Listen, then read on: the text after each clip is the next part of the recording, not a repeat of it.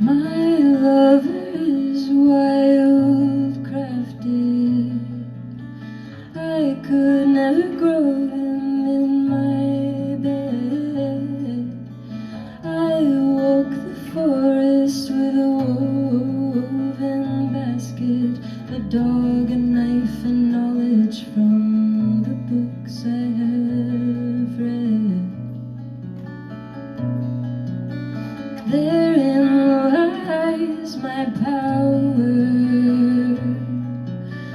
I'll know the scent of the roots and the shape of the leaves. I'll know the moment I lay my eyes on this wild lover, if he holds the medicine I need.